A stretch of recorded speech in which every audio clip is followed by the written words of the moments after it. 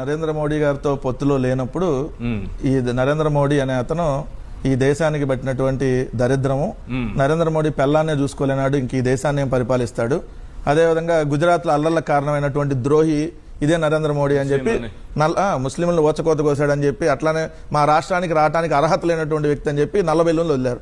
ఇదే నరేంద్ర మోడీ గారిని. పక్కన చూస్తే సోనియా గాంధీ, ఇటలీ దెయ్యము, దేశ ద్రోహి సోనియా గాంధీ. ఈ సోనియా గాంధీ దేశం వదిలిపోతే ఈ దేశం బాగుపడుద్ది అని చెప్పి మాట్లాడాడు.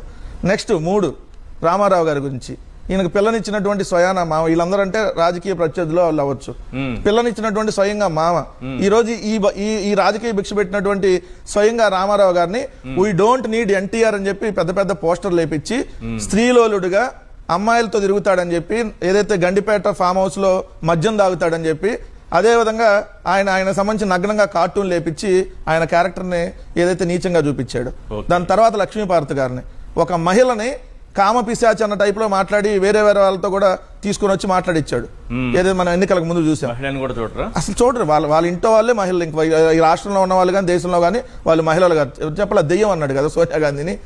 అట్లానే లక్ష్మీపార్వతి గారి మీద మాట్లాడి, దాని తర్వాత చిరంజీవి గారు పార్టీ పెడితే అభిమానులు ఇచ్చిన రక్తాన్ని నమ్ముకుంటున్నాడు ఈ బ్లడ్ బ్యాంక్ పెట్టి అని చెప్పి చిరంజీవి గారిని ఉద్దేశించి వాళ్ళు రాసి ముందే జెండా పీకేస్తున్నారని రాశారు, పత్రికలో రాపిచ్చాడు.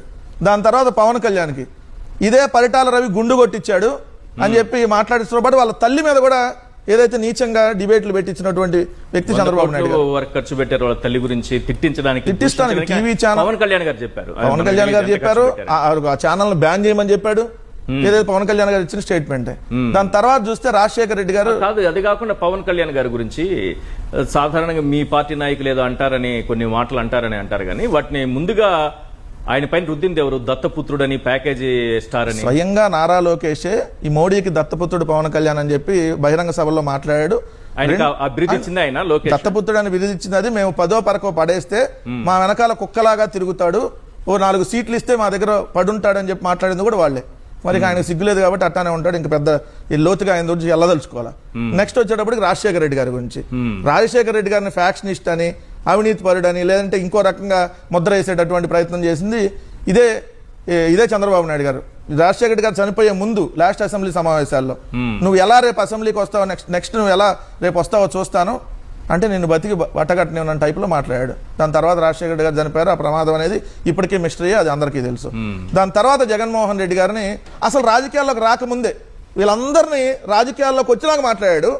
ఒక జగన్మోహన్ రెడ్డి గారిని అయితే అసలు రాజకీయాల్లోకి రాకుండానే ముందే ప్రత్యర్థిగా భావించేసి, జగన్మోహన్ రెడ్డి గారు ముందే పవర్ఫుల్ గా అతనికి తెలుసు కాబట్టి రాజశేఖర రెడ్డి గారు కొడుకుగా ఉన్నప్పుడే అతను అసలు ఎంపీగా పోటీ చేయక ముందే పరిటాల రవి అనేటటువంటి వ్యక్తిని ఏదైతే చంపేశాడని చెప్పి ఒక దుష్ప్రచారం చేస్తే అదే రాజశేఖర రెడ్డి గారు అసెంబ్లీలో సిబిఐ ఎంక్వైరీ చేయించాడు. సో దాన్ని జగన్మోహన్ రెడ్డి గారు ఎంపీ అవ్వగానే 1,00,000 కోట్లు తినేశాడని చెప్పి ఏదైతే ముద్రేసి జైలుకు పంపించారు. సో ఇప్పటికి సైకో అని గొడ్డల పార్టీ దుష్ప్రచారం. కాంగ్రెస్ చీకట్లైనా కలుస్తారా, ఏమైనా చేస్తారా?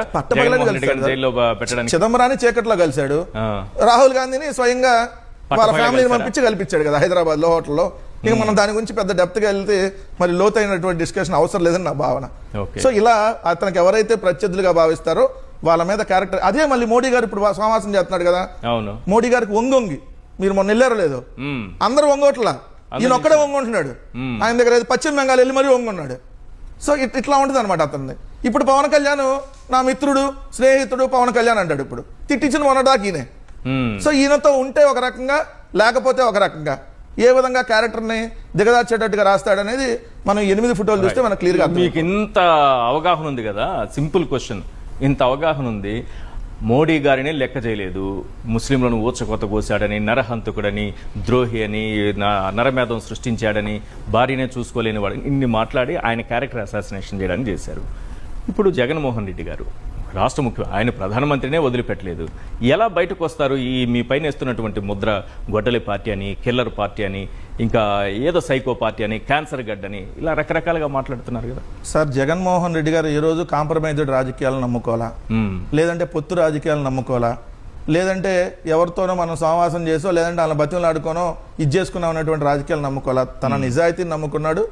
తన క్యారెక్టర్ ఏంటో రాష్ట్ర ప్రజలందరికీ తెలుసు. నీతిగా నిజాయితీగా విలువలతో కూడిన రాజకీయాలు చేశాడు కాబట్టి మీరు అన్నారు ఇన్ని రాజకీయ పార్టీల్లో ఆంధ్రప్రదేశ్ రాష్ట్ర రాజకీయాల్లో 63 సంవత్సరాల తర్వాత ఓకే ఒక వ్యక్తి పార్టీ పెట్టి, ఏ సినిమా గ్లామర్ లేదు, ఓకే. ఈ రాష్ట్రంలో పార్టీ పెట్టి ముఖ్యమంత్రులు అయింది ముగ్గురు. ఒకటి రామారావు గారు, కేసీఆర్ గారు, జగన్మోహన్ రెడ్డి గారు సొంతంగా పార్టీలు పెట్టి ముఖ్యమంత్రులు అయింది. అది ఉమ్మడి ఆంధ్రప్రదేశ్లో 63 సంవత్సరాల చరిత్ర. 1956 నుంచి 2019 దాకా రెండే రాజకీయ పార్టీలు ఆంధ్రప్రదేశ్ రాష్ట్రాన్ని ఏలిని. 18 మంది ముఖ్యమంత్రులు పనిచేశారు. 15 మంది కాంగ్రెస్ పార్టీ నుంచి, 3 తెలుగుదేశం పార్టీ నుంచి. దాన్ని బ్రేక్ చేసి సొంతంగా పార్టీ పెట్టుకొని ఎవడి మద్దతు లేకుండా ఏ రాజకీయ పార్టీతో పొత్తు లేకుండా ఈ రోజు చంద్రబాబు నాయుడు చూస్తే 4 సార్లు ముఖ్యమంత్రి పొత్తులతోనే, ఒక్కసారి కూడా సింగిల్ గా కాల. కానీ జగన్మోహన్ రెడ్డి గారు సింగిల్ గానే 151 సీట్లతో ముఖ్యమంత్రి అయ్యారు. ఈ రోజు కూడా సింగిల్ గానే ఎన్ని రకాల మేనేజ్మెంట్లు చేసినా ఈవీఎంలతో వాళ్ళు గెలిచినా కూడా 40% కంటే తగ్గించలేకపోయారు. అంటే జనరల్ గా ఎలక్షన్ జరిగితే అది 60-65% లెక్క ప్రకారం రావాలి. సో ఎంత తగ్గించాలనుకున్నా 40 కంటే తగ్గించలేకపోయారు. సో ఎదుర్కొంటాం ఖచ్చితంగా, ఎందుకంటే మాకు ప్రజల బలం ఉంది. రాజశేఖర రెడ్డి గారు ఆశీస్సులు ఉన్నాయి, పైనుంచి ఆ దేవుడు ఆశీస్సులు ఉన్నాయి. సో ప్రజలకు ఈ రోజు జరుగుతున్నటువంటి అన్యాయం మీద ఈ 2 సంవత్సరాల్లోనే అనేక రకాలైనటువంటి పోరాటాలు వైఎస్ఆర్ కాంగ్రెస్ పార్టీ చేసింది, ప్రజల్లో బలంగా ఉంది. అందుకనే కదా మా మీద దుష్ప్రచారం చేస్తుంది. వాళ్ళు మేము బలంగా లేకపోతే మేము అడిగిన దానికి సమాధానం చెప్తారు. ఇదిగోటి అమరావతి అద్దాలకి ఇదిగో ఈ అద్దం పెడుతున్నాం, ఇది సింగపూర్ అద్దం, ఇది మలేషియా అద్దం, ఇది చంద్రబాబు నాయుడు అద్దం, ఇది లోకేష్ అద్దం అని చూపించేవాళ్ళు కదా. ఎదురుదాడు ఎందుకు చేస్తున్నారు అంటే సమాధానం చెప్పలేక కదా. అంటే మేము బలంగా ఉన్నామనే కదా